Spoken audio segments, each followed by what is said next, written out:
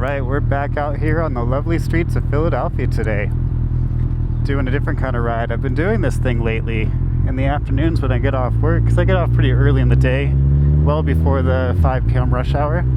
I've just been enjoying cruising around the city on the CB, just kind of cruising around in second gear, a little bit of third gear, and just kind of people watching and checking out what's going on in the neighborhoods.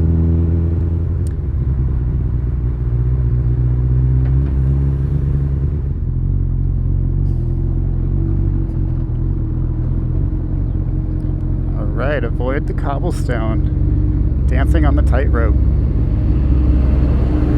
I guess I should still go behind that car though, because that would be rude. Oh, the cobblestone hurts on the CB. I love going down Spruce and Pine. They're two streets that run parallel to each other on like the southern side of our downtown. We call downtown Center City in Philadelphia. But it's kind of nice to just come down this direction and go cross town. So I started on Front Street, which is the Delaware River, and I like to just ride across all the way to the other river. These two streets, Spruce and Pine, are just particularly nice because there's a lot of trees. The houses are these beautiful colonial brownstone style homes, and overall it's just kind of like a really nice neighborhood vibe.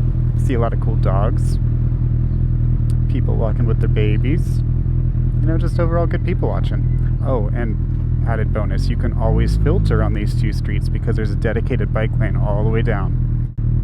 So I officially got this device called the Breakout Splitter. It was recommended to me by a friend, and it was a $5 purchase online, and I'm really hopeful for it. So this is the first video I'm doing with it. When I get home, you know, I'll check it out on the footage and see how it looks, or how it sounds for this case.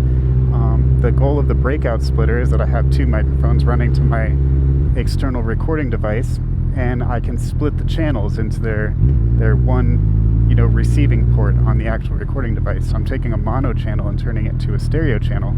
Therefore, when I'm going down the road, I can either raise or lower my voice, or raise or lower my auxiliary microphone on the back of my jacket at different rates, which could be super handy.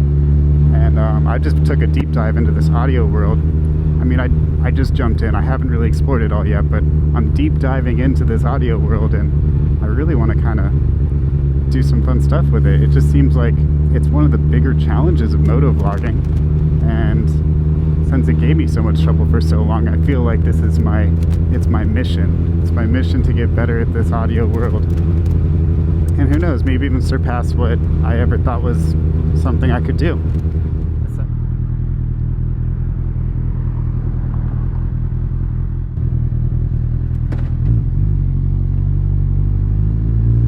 So I particularly like doing this kind of ride when it's pretty cool outside. Today's about the max temperature that it's comfortable. It's like a nice 73 degrees right now in the city. So it's like, you know, in this slow speed stuff, the engine's heating up under my legs, I'm in my gear and stuff. So like, you know, it starts to get warm, but it's manageable. I mean, 74 degrees is still pretty ideal temperature, let's be real. But I was doing this the last few weeks. We've had a lot of rainy days and just not such nice like gray weather, kind of gray skies days. And it felt really nice when it was 60. It was kind of the perfect way to ride because you never got cold. Didn't have to put on winter gear or the heated gloves or anything. You could just go putt around the city, get your enrichment, your daily enrichment, see what the people are up to, and you know, still get out on two wheels for a little bit, which is always the goal at the end of the day.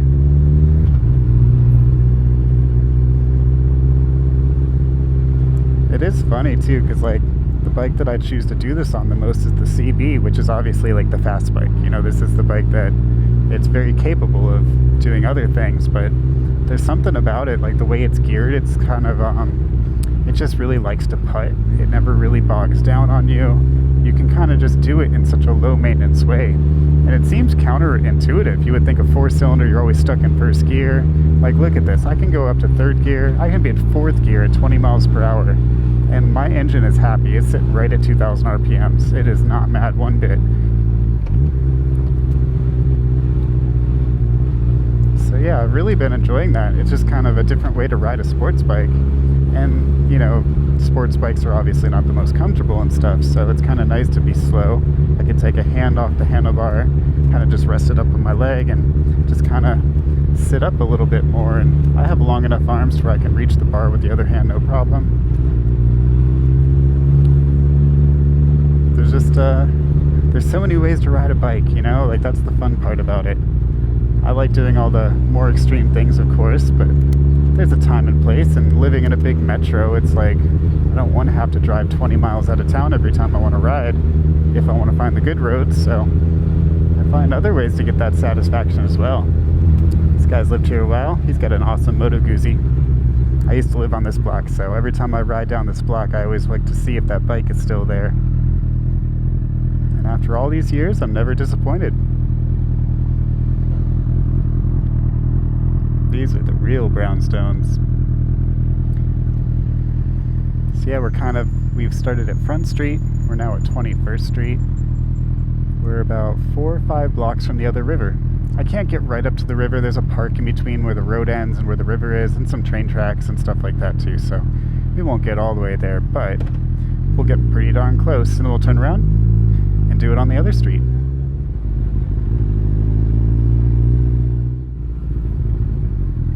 Why are you going so slow, Mr. SUV? You must be looking for parking. This is where the bike lane comes in handy. Just never have to lose my momentum. And then whenever I feel like it, I'll just cut back in, whenever there's a nice gap.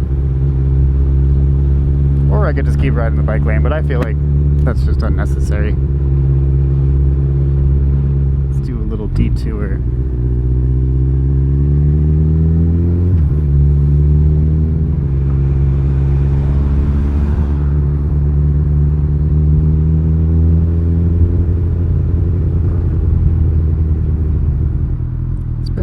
Since I rolled through my old work neighborhood. See what's going on in the park today.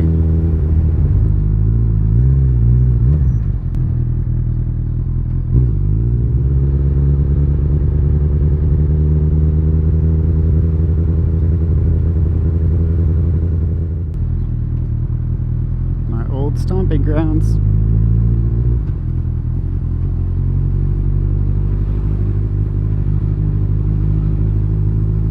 This is where the people watching gets a lot more thick. I usually don't ride up this area just because it's more congested and it's just a little bit more difficult. Not nearly as, rewarding and pleasurable, but today I felt like doing it a little different because that's the fun part about these routes. You take one different turn, go up an extra block, and it's a whole new route.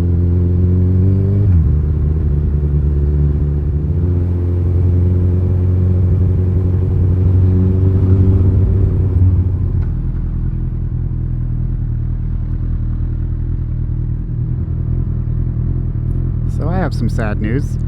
I wasn't really going to even talk about this, but in January we lost the monkey. The monkey was stolen from me when I was at work one day, and I wasn't even going to bring it up, but somebody commented on one of my older videos recently and asked if I would make more monkey videos. So I responded to their comment, let them know that unfortunately we no longer have the monkey. And I just figured it's a story worth sharing. I mean, it's actually, at the end of the day, it's kind of a funny story in certain areas. It's tragic. We don't have the monkeys, so that part sucks. But it's just the way that it played out, it was interesting. So it's like January 13th. You know, it's a pretty center of winter kind of day. And it's cold. I'm going to work. It's 5 in the morning.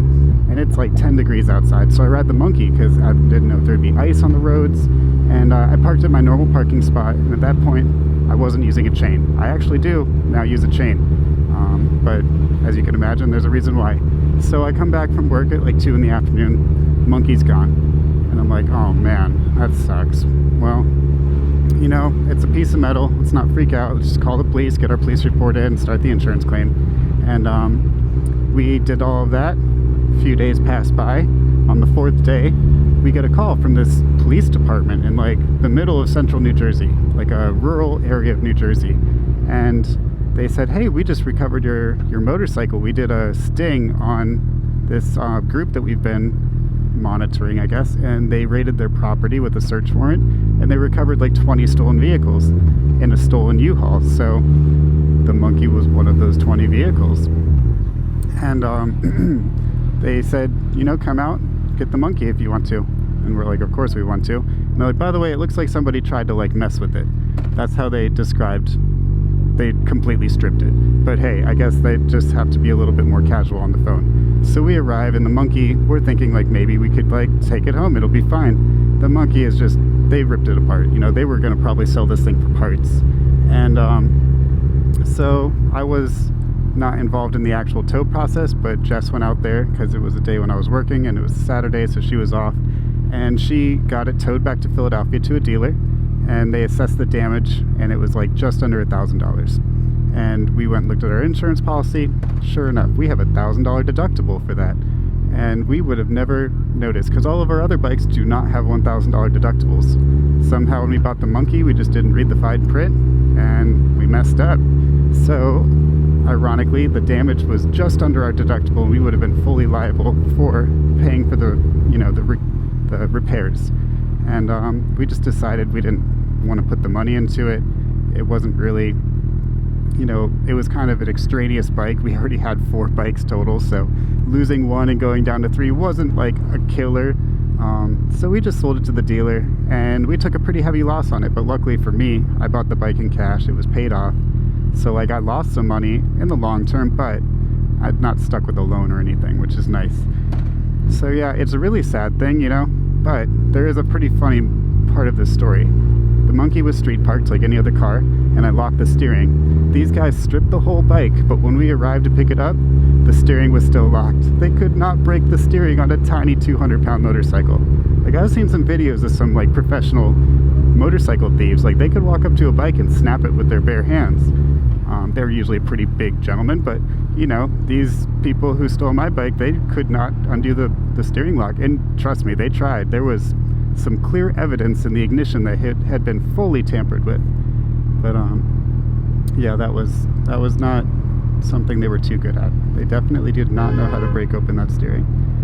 But hey, they got caught at the end of the day, and we got our bike back temporarily until we sold it. So the monkey's no longer with us, but I keep its charm because we still had the keys. So now the CB has a living memory of the monkey, and it will forever be a part of the family because it was an awesome bike, and it will be dearly missed.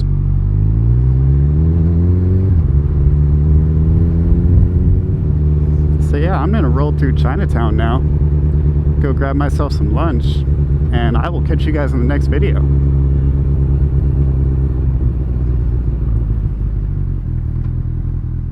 Ooh, fun fact, as we pass the United States Mint, did you know it takes 2 cents to make 1 penny? That doesn't make sense, does it? It's a fact.